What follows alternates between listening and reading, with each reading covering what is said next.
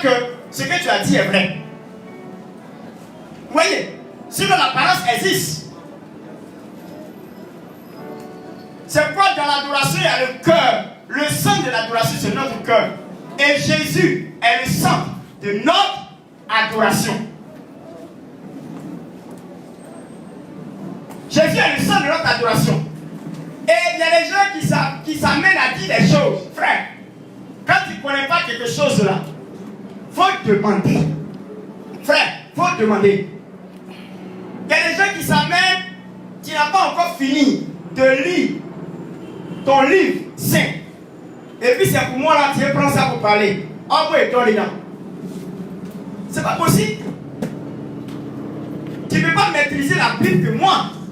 Par exemple, je suis pasteur, j'étudie ça, c'est ma vie qui est la Bible. Et puis tu as venu me parler de la Bible, quand même. Même si on dit l'idiotie est arrivée à un degré. Quand même. Et les gens s'amènent à dire. Les gens s'amènent à dire que non. Ils critiquent pour dire non. Les gens disent Jésus est Dieu, c'est un mensonge. Jésus n'est pas Dieu. Que c'est un fils de Dieu, c'est un prophète.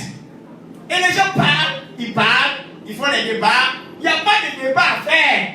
Frère, nous adorons Jésus parce qu'il est Dieu. Point final. Les autres discours, ce sont les faits divers. Ce qui est essentiel, qui fait de nous un chrétien, c'est parce que Jésus est Dieu que nous sommes chrétiens. C'est tout. Les gens parlent, ils parlent. Non. Non. Vous pouvez dire que pour vous là, c'est un prophète. Mais pour nous, il est Dieu. Il n'est pas seulement prophète. Il est Dieu. Je vais vous le prouver ce matin. Par les versets bibliques pour montrer que mon Dieu, il est Dieu. Il y a un qui a pris 1 Jean. 1 Jean 1, verset 1 à 3. Comme on dit, au commencement Dieu créa. Au commencement était la parole. Et la parole était avec Dieu. Et la parole était Dieu. Et il a démontré de sa manière. Je ne veux même pas prendre ce verset. Ce verset même est plus petit. Ce verset est petit. Il y a d'autres versets qu'il n'y a pas de discussion qu'on peut donner dedans. Voilà. Moi, il y a un seul verset qui résume la chose. Et ce verset-là, personne ne peut le nier. Personne ne peut nier. Pourquoi? Parce que ce verset démontre qu'il y a un seul qui est au-dessus de tout. Un seul qui est capable de tout. Un seul qui peut tout. Un seul qui a la capacité de tout faire. Un seul qui a créé le ciel et la terre. Un seul qui est Dieu. Il n'y a pas deux. Oui. Si vraiment c'est la parole de Jésus, si c'est dans la Bible et les autres reconnaissent que c'est écrit dans la Bible et c'est Jésus qui a dit, point barre. À moins que les gens ont menti pour mettre ça dans la Bible, ça c'est le cas. Mais s'ils reconnaissent que Jésus s'est sorti de sa bouche comme ça, il y a point final. Vous comprenez? C'est pas courtoisie. C'est pas courtoisie. Par respect. Par respect de religion, qu'on ne veut pas trop parler. Si en temps normal, il n'y a point d'autre Dieu à part Jésus-Christ de Nazareth. Il n'y a pas. C'est parce qu'on veut être ensemble, la sympathie, on ne peut pas blâmer la religion de l'autre. C'est pourquoi on ne parle pas. Parce qu'en la société, chacun vit sa vie comme bon le semble. C'est ça la société. C'est pour ça qu'on ne veut pas trop parler. Sinon, il n'y a pas de discussion à faire. Je vous dis la vérité, il n'y a pas de discussion à faire. Quand il prend Jean, chapitre 14, le verset 6, il dit quoi? Il dit quoi? Allons-y.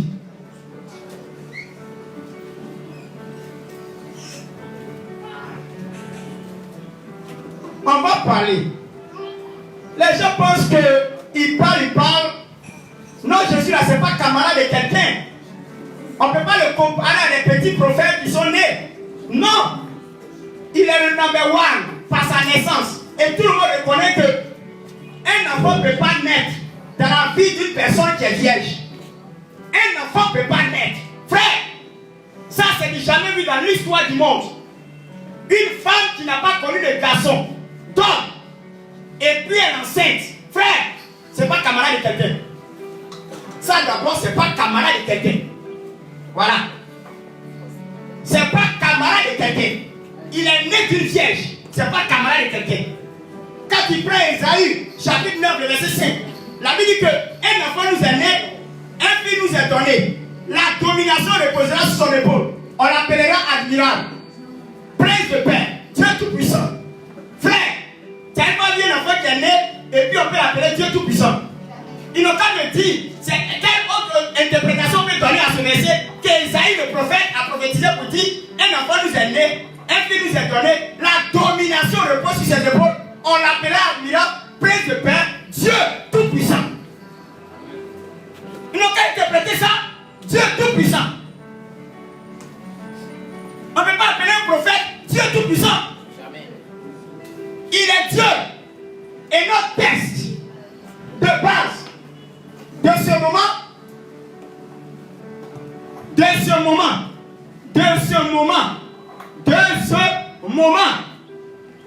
Hébreux 1, verset 6 et 8. Avant qu'on relise Jean, on va introduire l'idée par le verset de base qu'on a mis comme thème ce mois de août. Parce que nous annonçons déjà la Rosh Hashanah déjà. Amen. Donc prenez le verset, Hébreux chapitre 1, le verset 6 et 8. On ne va pas trop discuter. Prenez à partir du verset, le verset 4. 1, à partir du verset 4 jusqu'à 6. Voilà. On peut lire. Il faut bien lire pour qu'ils écoutent. On est dans un direct. Il faudrait que les gens qui parlent trop n'ont qu'à se taire. Non, Jésus n'est pas camarade de quelqu'un, n'est pas prophète. Il est Dieu. Et ça, si pour qu'on puisse me tuer, pour qu'ils disent qu'il est Dieu, c'est qu'il a mouru. Parce que ça, si il réunit sa divinité de cette manière, je réunis ma personnalité et ma appartenance à Dieu. Allons-y. À partir du verset 4. Allons-y. La parole du Seigneur. Hébreux 1, à partir du verset 4. Devenu d'autant supérieur aux anges, qu'il a hérité d'un nom plus excellent que le leur. À partir du verset 3 même. Verset 3, allons-y. Et qui, étant le reflet de sa gloire, écoutez bien, et l'empreinte de sa personne. Dieu dit que Jésus est le reflet de sa gloire et l'empreinte de sa personne. Empreinte. Frère, empreinte. Tu ne peux pas mettre ton empreinte sur quelque part, dans quelque part. Tu ne peux pas mettre ton empreinte quelque part, marquer ton empreinte quelque part et puis ça sort l'identité d'une personne. Tu n'as pas vu ça comme ça? Dis-moi. Dites-moi empreinte de sa personne. C'est-à-dire qu'on prend sa personne là. C'est-à-dire son empreinte, sa marque, c'est-à-dire qu'elle pose sa main, on regarde, on voit que c'est Dieu. Vous pouvez expliquer ça comment? Empreinte de sa personne, empreinte. Jésus est empreinte de sa personne. Dites-moi, on peut discuter ça comment? Discussion là, on peut faire ça comment? Entre nous là, toi tu as parti mettre ton empreinte et puis on dit non, c'est pas ton identité, c'est l'identité de quelqu'un d'autre. Tu n'as pas vu ça ou ça? C'est la magie ou bien? C'est pour dire qu'il est Dieu. Dieu s'est personnifié. Dieu s'est personnifié pour accomplir une mission. C'est ça que les gens n'arrivent pas à comprendre. Dieu s'est personnifié, il s'est incarné dans une chair comme toi et moi pour venir accomplir une mission. C'est tout. Sinon, c'est la même personne qui est venue accomplir une mission. Il est descendu lui-même en se formant une chair qu'on appelle Jésus. C'est ça, les gens ne comprennent pas. Aïe! Quelqu'un qui sort dans le tombeau, il n'est pas mort, il est vivant jusqu'à présent. Souvent, on dit que Dieu l'a échangé. Au moins, Dieu l'a échangé, c'est bon. Ça, il n'est pas mort. Il reconnaît qu'il n'est pas mort. C'est ça que je dis. Si Dieu l'a échangé, c'est qu'il n'est pas mort. Il est encore vivant. Amen. Mais si on dit aussi qu'ils ont raison, c'est comme on nie que Christ est mort pour nous sauver. Il fallait qu'il meure. Si on enlève la mort de Christ, c'est qu'il n'y a plus de salut. Donc la mort de Christ a un rôle bien crucial dans notre salut. Donc on ne peut pas enlever. Il est mort. Tu ne veux pas, il est mort. Et puis il est sorti vivant. Les gens vont voir le dernier temps. dans les temps derniers, qu'on appelle l'avènement de Christ. Quand on dit avènement, vous savez, ça veut dire un autre retour de Jésus. Quand il va revenir en l'air, quand il va faire pas, et ils sont assis et puis ils voient, il dit, après qu'on dit c'est vrai, hein? C'était vrai. On nous a plaqué cadeau. Ah, c'est lui-là même qui est le babaquet. Hein? Jésus là, il n'y a pas son thé. Il est un. On va comprendre. Allons-y. Il est l'empreinte de la personne. Et soutenant toutes choses par sa parole puissante. Il dit soutenant toutes choses par sa parole puissante. Écoutez bien. C'est la partie là même qui me fait plaisir. Allons-y. A fait la purification des péchés et s'est assis à la droite de la majesté divine. Vous voyez, quand on explique comme ça, on se dit qu'il y a 2 tabourets au ciel. 2 trônes quoi. Vous voyez, donc ça qu'on voit, on pense qu'il y a 2 trônes. Il est assis à la droite de sa majesté. Donc pour eux là, il y a 2, dites-moi, s'il faudrait présidentiel, dans tous les pays il était 2, il n'allait jamais avoir par là. La manière que nous on sait magnifier une place là, c'est comme ça au ciel s'il y a un seul trône. Il n'y a pas 2. On ne peut pas dire il y a 3, ils sont assis. Non, non, non. Attends-moi,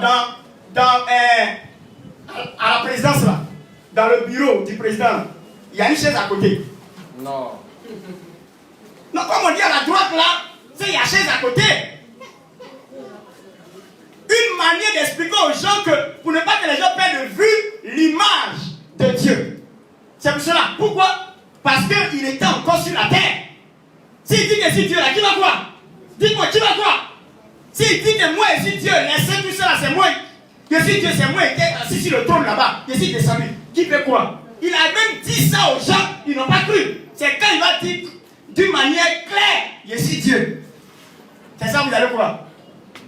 C'est ça le problème. Donc il fallait qu'il fasse par diplomatie. En montrant qu'il y a un Dieu qui est éternel, qui est au-dessus, et lui, il est son fils. Amen. Voilà pourquoi il a fait, c'est par diplomatie. Quand on veut faire quelque chose avec un autre pays, il y a la manière que eux vivent là-bas. N'est-ce pas? Il y a la manière que le pays vit là-bas. Et puis il y a la manière que nous vivons ici. Donc il y a un ambassadeur là, pour faire une diplomatie, il doit tenir compte de la vie de là-bas. C'est pas ça?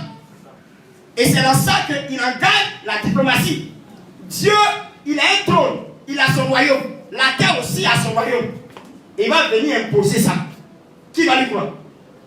Donc par diplomatie, il sait que les gens sont habitués à dire qu'il y a un Dieu qui est grand créateur du ciel et de la terre qui existe déjà. Ils savent ça. Tous les gens savent ça.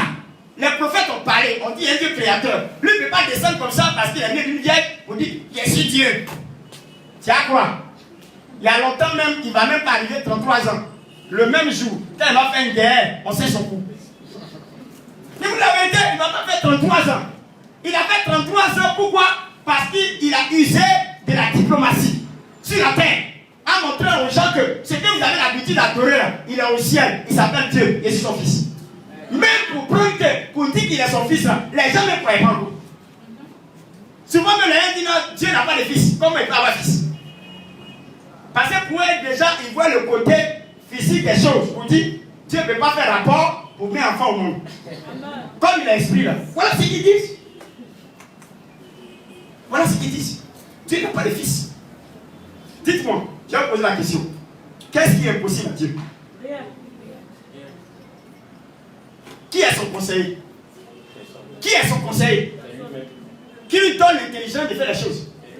Qui peut discuter de ce qu'il a fait? Qui peut changer ce qu'il dit? Mais c'est même pas. Ils vont dire non, Dieu, il fait ce qu'il veut. Voilà. Il dit, il a envoyé, il dit il est fils. Toi, tu as dit quoi? Il n'est pas fils. C'est ton problème. Parce que s'il dit qu'il est Dieu aussi, c'est un problème pour toi. Parce que depuis longtemps, tu sais qu'il y a un Dieu créateur. Un être humain peut pas être Dieu. N'est-ce pas? N'est-ce pas? Les gens s'amusent. Jésus, les gens seront surpris. Quand je parle, les gens seront surpris. Les gens parlent. Il y a un seul, number one. Dites-moi, c'est quel nom de quelqu'un qui fait effet pour faire miracle, paradigme, sous-entend, avec voix? Dites-moi, c'est depuis que vous êtes sur la terre des hommes, que vous avez connu toutes les religions, c'est quel nom de quelqu'un qu'on prononce et puis ça fait effet? Dites-moi. Jésus. Il y a des prophètes qui ont existé, mais là, nous, on fait quoi? Allez-y voir là-bas dans le tombeau, les os sont encore là-bas. Peut-être que c'est devenu mougou. Pourquoi? Parce que c'est devenu sang. Ou bien, il y a un seul et unique Dieu que nous adorons tous. Allez-y à Jérusalem. Allez-y là-bas. Là où ils ont mis sa tombe, où je vous parle, la tombe est vide. Parce qu'il est ressuscité dans les morts. Camarade de quelqu'un. Les gens parlent, il n'y a pas de camarade de quelqu'un. Souvent même les gens mettent des bas, vous parlez. Prends ils parlent. Non, on n'a pas besoin de faire des débats parce que vous n'êtes pas comprendre. La Bible dit que personne ne peut dire Jésus est Seigneur si ce n'est que par l'Esprit. Tu n'as pas l'Esprit de Dieu, tu ne peux pas reconnaître que Jésus est Seigneur. Dieu ne peut pas justifier à toi. Tu n'as pas mis l'Esprit que moi. Tu ne peux pas justifier à moi. Par exemple, tout ce qu'il a dit, tu n'as pas croire. Par exemple, tu n'as pas l'Esprit de Dieu. Si tu as l'Esprit de Dieu, tu as dit oui, tu as raison. Donc il n'y a qu'un débat pour faire avec quelqu'un qui ne comprend pas. C'est comme tu parles à un mur, à un caillou. Il n'y a pas de débat à faire. Vous n'allez jamais vous entendre. Pourquoi? Parce que l'Esprit de Dieu n'est pas en lui pour reconnaître que Jésus est Dieu. Non, mais c'est pas pourquoi les gens font des débats. La Bible dit que dans le livre des Corinthiens, 1 Corinthiens 12, parlant des dons spirituels, il dit personne ne peut dire Jésus est Seigneur si ce n'est que par l'Esprit. Si ce n'est que par l'Esprit, personne ne peut dire Jésus est Seigneur.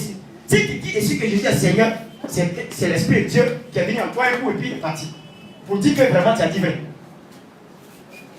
Vous voyez, dans la vérité, Jésus, il est Dieu. Faut lire mon frère, faut prendre pas. On n'a pas tout le temps, faut lire mon parti. Et c'est assis à la droite de la majesté dans les lieux très hauts. Voilà. Continue. Devenant d'autant supérieur aux anges. D'abord, on veut dire que les anges, ceux qui disent que Jésus est un ange, ceux qui disent que Jésus est un ange, il va les décourager. On dit qu'il est devenu autant supérieur qu'aux anges. Ils n'ont même pas même longueur d'onde. C'est-à-dire qu'on ne peut pas les qualifier, on ne peut pas les mettre sur même diapason. Ça, c'est terminé. Ça veut dire que les anges sont à côté. Parce qu'il est supérieur. Il n'y a pas de camarade des anges avec lui. Non, c'est fini. Ça fait un. Deux, allons-y. Vous allez voir ce que ça veut dire. Devenu d'autant supérieur aux anges qu'il a hérité d'un nom plus excellent que le leur. Tu vois, le nom des anges, c'est-à-dire qu'il a eu un nom excellent que le leur. Son nom est supérieur que le nom des anges. Ce n'est pas camarade de quelqu'un. Écoutez-moi bien. Jésus n'est pas camarade de quelqu'un. Faut pas, ils vont insulter mon Jésus pour dire c'est un prophète. Ça, c'est pour moi, c'est une injure. C'est une injure grave. C'est une injure grave de dire que Jésus est un prophète. Non. Il est au-delà de ça. C'est comme si tu le mettais en tant qu'humain. Effectivement, il a été humain. Mais personne ne peut marcher sur l'eau. Un humain ne peut pas marcher sur l'eau. Ils vont dire non, c'est Dieu qui lui a permis de ça. C'est pas faux. Ils vont dire c'est Dieu qui lui a permis de ça. Si Dieu ne lui a pas donné la possibilité de ne pas marcher sur l'eau. C'est ce qu'ils vont dire. On va aller devant. On va comprendre le français. Allons-y. Car auquel des anges Dieu a-t-il jamais dit? Il dit aucun des anges Dieu n'a-t-il jamais dit. Tu es mon fils. C'est mon fils. Je t'ai engendré aujourd'hui. Et encore. Et encore. Je serai pour lui un père et il sera pour moi un fils. Il sera pour moi un fils, il sera pour lui un père. Il n'a jamais dit à un ange comme ça. Ça, terminé. Les anges n'ont rien à voir avec ces relations familiales. Vous savez ce que Dieu est en train d'exprimer par là? Il veut dire que la relation qu'il engendre avec Jésus est une relation familiale. Ce n'est pas une relation de serviteur. Vous savez, les serviteurs n'ont pas même relation de la famille. Ils sont de la famille, mais ne sont pas de la famille. Ils sont dans la famille, mais ne sont pas de la famille.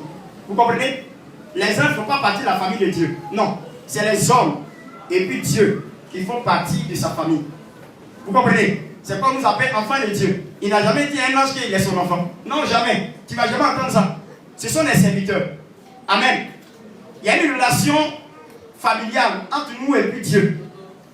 Vous comprenez? C'est pas une introduction pour dire Jésus fait partie de sa famille. Les hommes ne font pas partie, ce sont des serviteurs. C'est comme dans la maison, il y a des boys, il y a des serviteurs qui travaillent dans la maison. Et quand il y a réunion, on ne peut pas les inviter pour la réunion. Pourquoi? Parce qu'ils ne font pas partie de la famille.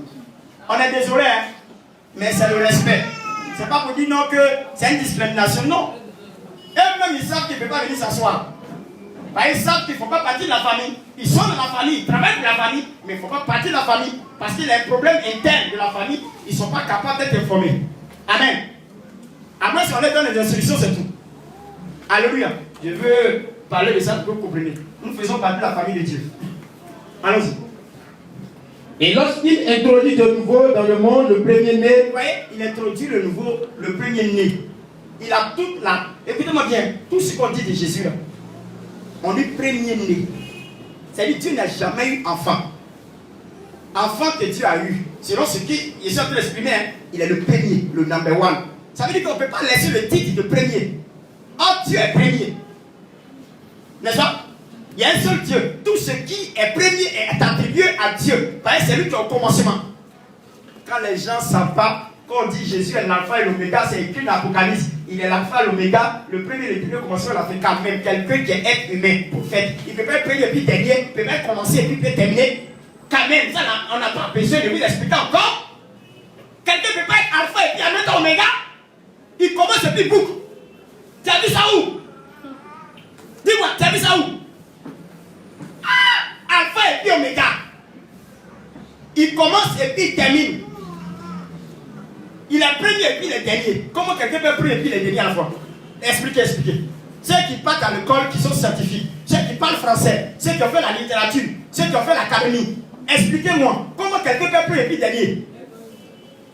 Comment quelqu'un peut être premier et puis dernier à la fois?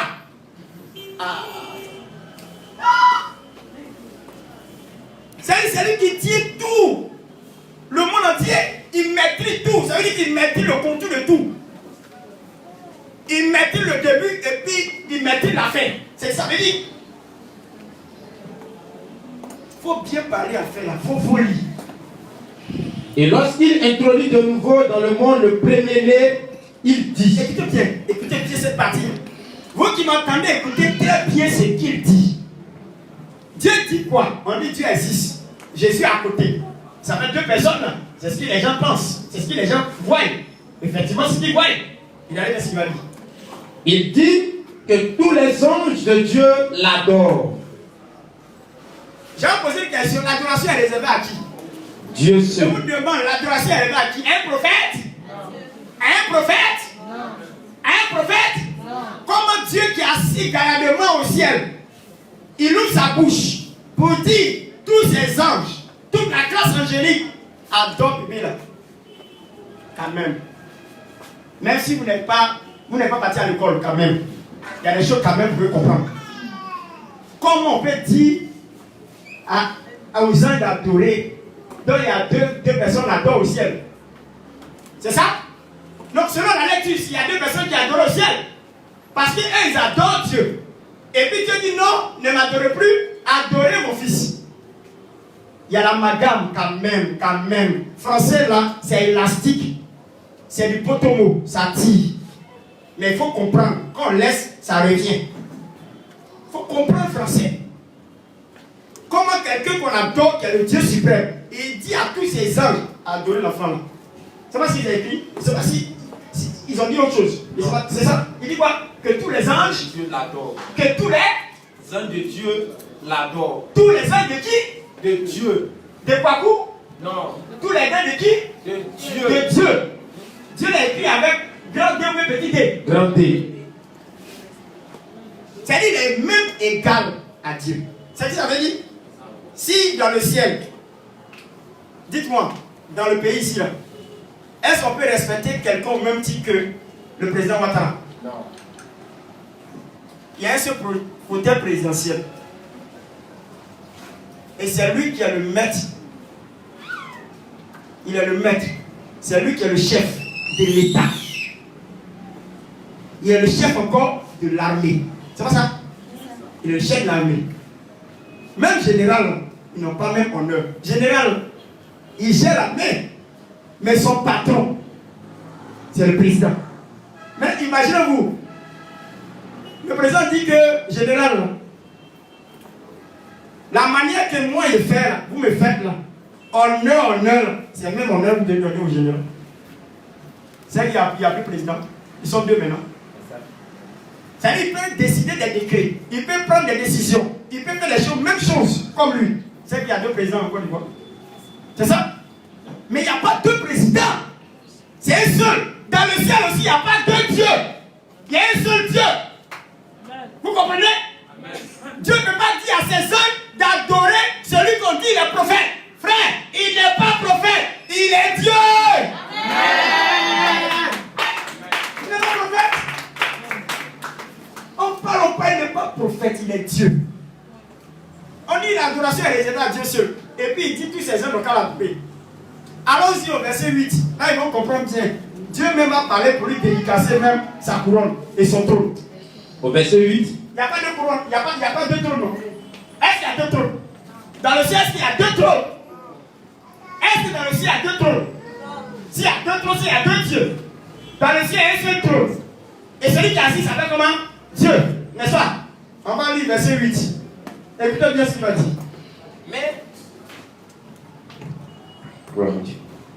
Mais il a dit au Fils. Il a dit au Fils. Écoutez bien. Dieu. On dit il y a 2. Comme il y a Dieu et puis il y a son enfant. Donc, la Bible même emploie le terme pour montrer que vraiment, ce qu'il a dit là, ça existe. Mais moi là, je vais vous expliquer bien. Hébreu explique bien. Amen. Le livre d'Hébreu parle bien de la divinité de Christ. En large. Écoutez bien ce qu'il va dire.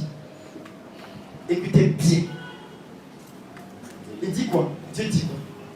Ton trône. Il dit quoi? Non, il faut prendre le début là. Le 8 là. Mais il a dit au Fils. Mais il a dit au Fils. Fils c'est qui? Fils là c'est qui? Jésus. Voilà. Il a dit à Jésus, écoutez bien, parce que quand le Fils peut-être on va comprendre. Il a dit à Jésus quoi? Il faut répéter. Ton trône, ô Dieu. Frère. Entre nous. Dieu dit à Jésus, ton trône, ô Dieu. Dieu l'a écrit avec quoi? Grand D. C'est petit Dieu qui est grand D. Grand D. C'est petit Dieu qui est grand D. Grand D. C'est petit Dieu qui est grand D. Grand D. Il y a 2 dieux. Il y a 2 trônes. Ou bien, il a assis son trône et puis il dit à quelqu'un encore assis ton trône aussi. Il faut t'asseoir. Et puis il lui dit que toi tu es Dieu. Hein? Il dit à qui? Il dit à qui il est Dieu? Jésus. Les gens parlent. Ils ne connaissent pas la Bible. Ils sont là, ils parlent. Non, Jésus, là. Faut pas, il va lui dire, il n'a qu'à dire prophète. Jamais de la vie. Jésus, il est Dieu. Tu veux, pas, il est Dieu. Et je le démontre par la parole de Dieu. Il est Dieu. Il dit, Dieu dit, oh, Dieu, ton trône est éternel. C'est-à-dire, il n'y a pas quelqu'un qui va prendre place de ça. Quand même, Dieu dit à son Dieu. Hein? Dieu, on prend ça comme ça. Dieu dit à son Dieu, oh, ton trône est éternel. Quand on dit trône éternel, vous savez c'est quoi? Personne ne va s'asseoir dessus si ce n'est que lui.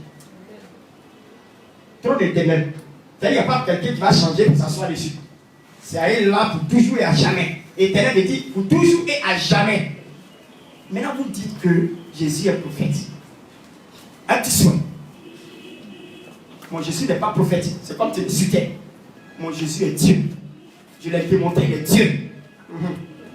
Amen. Le dernier verset plus beaucoup. Il y a 2 versets, hein? Il y a 2 versets. Allons-y, prends le verset de Jean. Là, c'est pour rectifier certaines choses. La sympathie fait qu'on est obligé de se frotter en société. Sinon, la vérité, voici la vérité qui a fait sortir. La sympathie fait qu'on est obligé de se frotter en société, quoi. Voilà. Sinon, en temps normal, on connaît déjà le fond des choses. Voilà. Et c'est ça, il va vous parler de suite. Voilà. Parce que ce verset donne l'exclusion de beaucoup de choses. Mais c'est par sympathie qu'on est ensemble, on marche ensemble. Amen. Allons-y. Jean 14, le verset 6. Il lui dit quoi? Jésus lui dit. C'est qui a parlé? Thomas. Jésus dit à Thomas quoi? Jésus lui dit. Je suis le chemin, la vérité et la vie. Nul ne vient au Père que par moi. Amen. Là encore, on parle de Père encore. Vous voyez, il y a une histoire du Père. Pour ne pas mélanger les gens, il est obligé de parler de Père. On dit qu'il y a un Dieu suprême au-dessus de lui. Parce qu'il est humain. Dieu n'est pas humain. Dieu est spirituel. Donc comme il est humain, sur la terre des hommes, il est obligé de parler de son Père. Vous comprenez? Voilà pourquoi il utilise ces genres de termes pour dire, moi et puis mon Père, nous sommes un. Amen. Amen. Amen. Comme il est humain sur la terre, il est obligé d'expliquer aux gens qu'il est humain. Il ne peut pas dire qu'il est Dieu, parce que Dieu n'est pas chair, Dieu est esprit. Donc il est obligé de dire que, voilà, moi et puis mon Père, nous sommes un. Maintenant, je vous explique. Ce que je vais vous expliquer, c'est que c'est ce seul verset qui met tous les débats KO. Voici le verset qui met tous les débats KO pour dire que il y a un seul. Un seul. Jésus dit, je suis le chemin. Frère, vous êtes parti à l'école. Vous avez fait le français. Amen. Amen. Amen. Vous connaissez les articles. Vous connaissez les déterminants. N'est-ce pas? Quand français écrit 1, c'est 1. Quand il écrit 2, c'est 2. Quand il écrit là, c'est là. Quand il écrit le, c'est là. C'est le. Amen. Amen. Jésus affirme quelque chose. Je vais demander aux gens de m'expliquer. Ça veut dire quoi? Il dit, je suis le chemin, la vérité et la vie.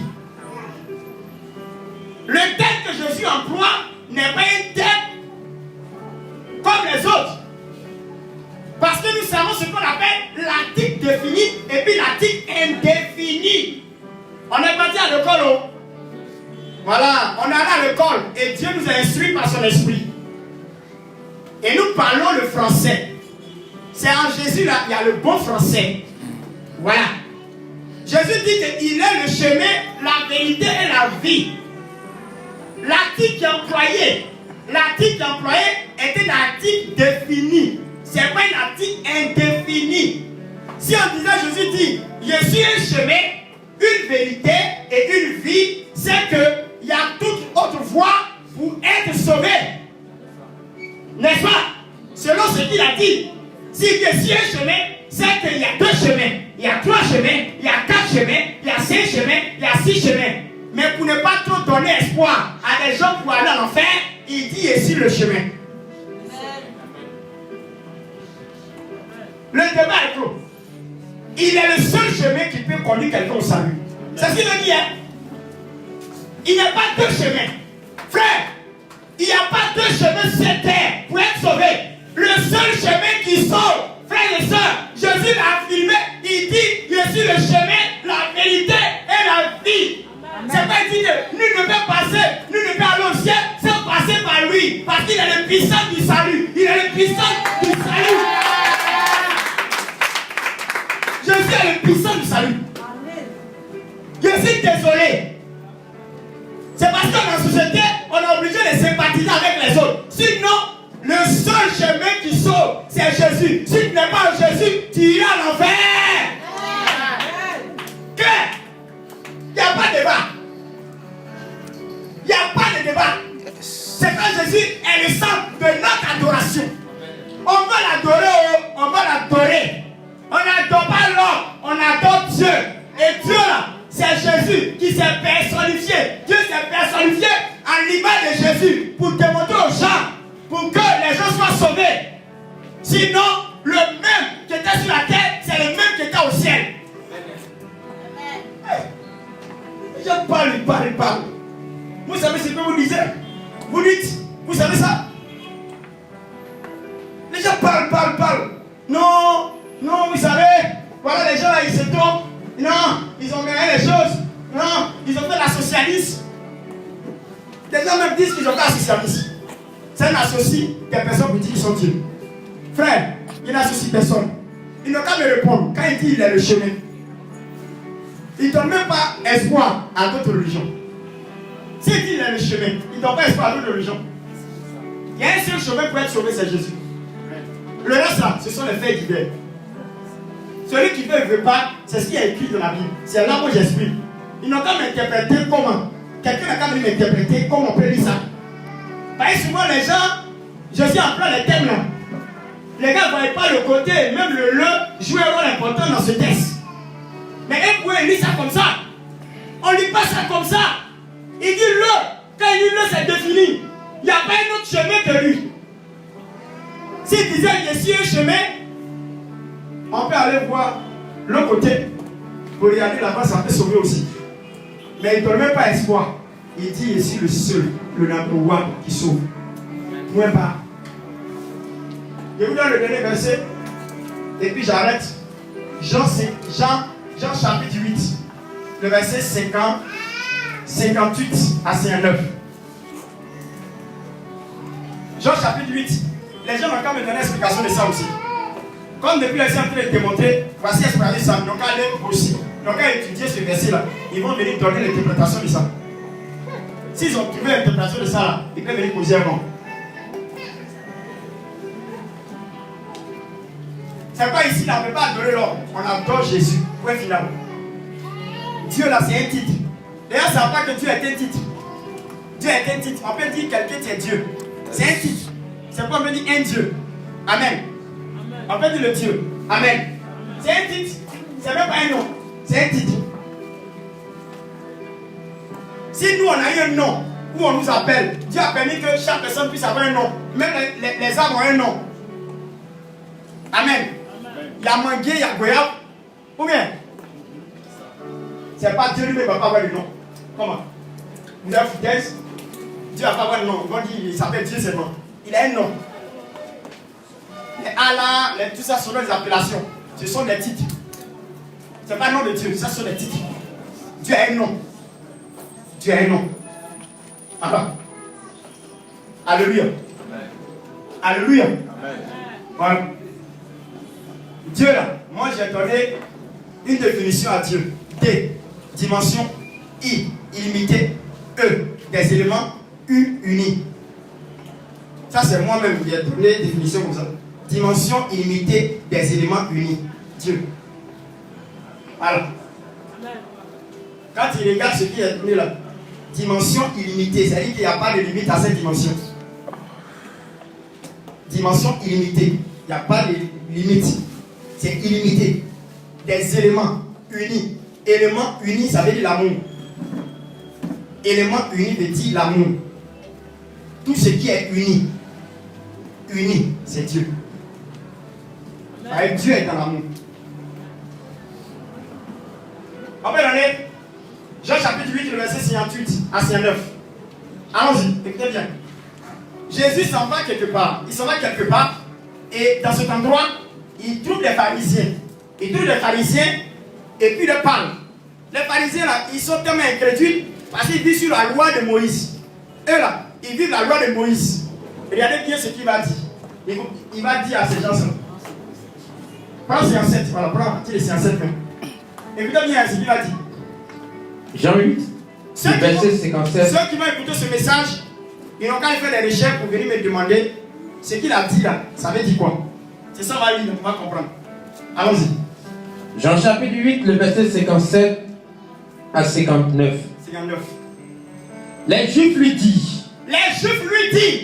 Tu n'as pas encore 50 ans. Non, il faut aller plus haut pour que tu comprennes un peu. Allez, si on prend là même là, tu ne vas pas comprendre ce qu'il veut dire. Au verset 56. Ouais, prends c'est un 4, mais prends c'est un 4. Voilà. Allons-y. Jésus répondit.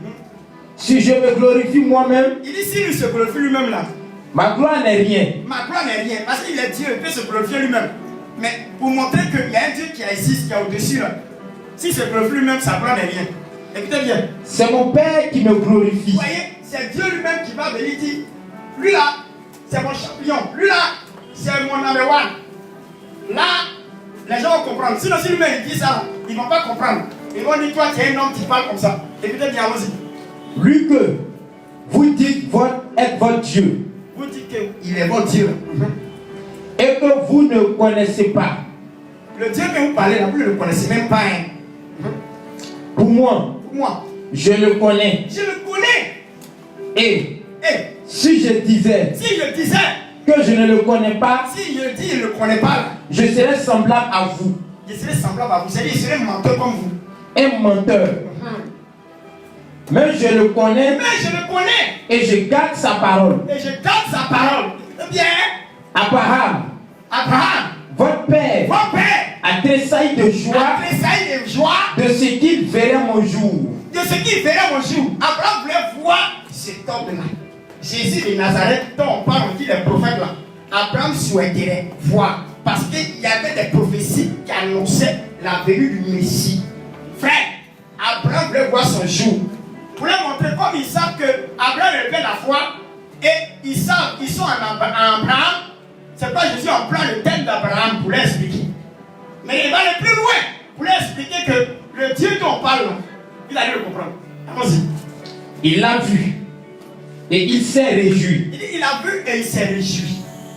Les Juifs lui disent, tu n'as pas encore 50 ans. Il n'a même pas encore 50 ans. Peut-être il était peut-être 30 ans. Peut-être avant, il a 30 ans déjà. Je vais dire 30 ans. Pourquoi? Je peux affirmer qu'il avait 30 ans. Pourquoi? Parce que pour rentrer dans le sacerdoce, dans la loi de Moïse, il faut avoir au moins 30 ans. Pour être reconnu. C'est pour cela que je suis allé remarquer bien Paul. Pour aller dans le Sanhédrin, il devait avoir 30 ans pour siéger au Sanhédrin. 30 ans est l'âge mature en Israël. 30 ans, l'âge mature où tu peux décider des choses. Si tu es en bas de ça, là, on ne te connaît pas. 30 ans, c'est pas Jésus, la Bible dit, il a affirmé dans les Saintes Écritures. Jésus a eu 30 ans et puis il a commencé à servir Dieu. La Bible a affirmé 30 ans. Parce que 30 ans, pour les Juifs, c'est la maturité. C'est-à-dire que tu as la possibilité de réagir et de parler. On sait que tu es mûr. 30 ans. Amen. Amen. Amen. Je mets une parenthèse. Si tu as encore 30 ans en famille, il faut commencer à prier tes bagages pour sortir. Ça, c'est en parenthèse, quoi. Si tu as 30 ans, tu es encore en famille, il faut commencer à prier tes bagages. Cherche la voie de sortie. Amen. Pareil, c'est l'âge mature pour les Juifs. Allons-y. Tu n'as pas encore 50 ans. Tu n'as pas encore 50 ans et tu as vu Abraham. Tu as vu comme j'ai interprété. Il dit, tu n'as pas encore 50 ans. Et puis tu dis que tu as vu Abraham. Il dit, il a vu Abraham. Il dit que Abraham, dans tout son temps, il a voulu voir le jour. Et il a vu, il a tressé de joie. C'est-à-dire, la manière que Jésus parle, ils ont commencé à comprendre les pensées de Jésus. Il dit, mais tu n'as pas encore 50 ans. Tu dis, tu as vu Abraham, écoutez bien. Affaire est intéressante. Continue, mon fils. Jésus l'a dit. Jésus l'a dit. En vérité, en vérité. En vérité. Je vous le dis. Je vous le dis. Avant qu'Abraham fût. Je suis. Ils n'ont qu'à m'expliquer. Les gens qui parlent là, ils n'ont qu'à m'expliquer. Lui là, c'est le prophète. Abraham, c'est un patriarche. C'est son arrière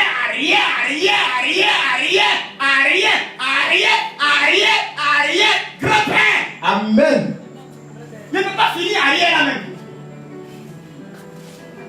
Il dit avant qu'Abraham ne soit Jésus. Amen. Avant qu'Abraham ne soit. Reprends la partie là, bien, ils vont entendre. Ils vont dire peut-être j'imagine. Jésus l'a dit. Jésus l'a dit. En vérité, en vérité, je vous le dis, avant qu'Abraham fût, je suis. Il parle au présent. Il n'est pas dans le camarade de quelqu'un, il parle au présent.